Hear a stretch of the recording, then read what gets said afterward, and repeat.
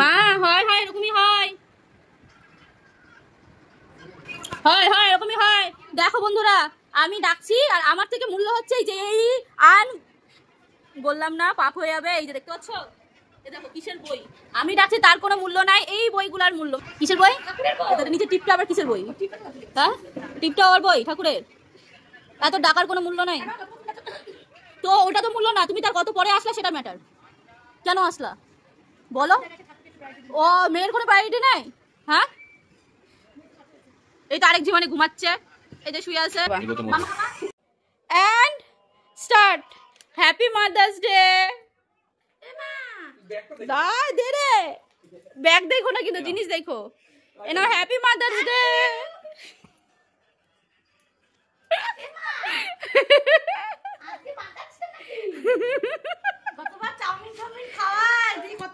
আজকে তো সকাল সকাল বেরোলামই ওই জন্য, কিন্তু কোনো কাজের কাজ হলো না। কি করবো, কিছু যদি স্পেশাল পাইতাম, কিছুই তো পাইলাম না।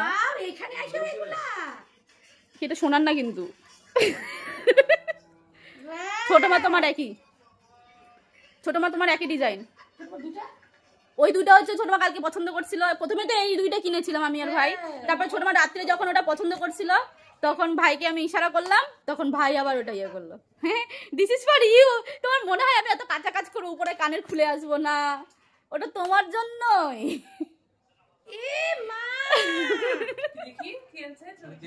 মায়ের হাত দিয়ে মাকে আনছি আমি।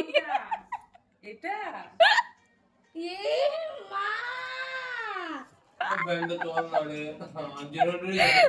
তোমার মনে, আমি বললাম আমি তো সমানে বলে যাচ্ছি যে আমি মাকে দিয়ে দৌড়াদৌড়ি করাচ্ছি, মাকে দিয়েই পড়াতে হচ্ছে, মায়ের মাথায় আসবে না।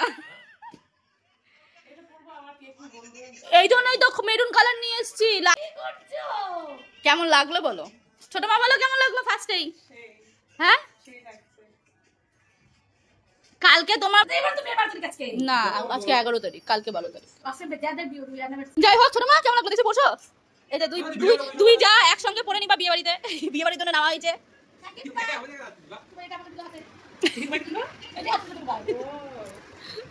না না পড়ে এবার।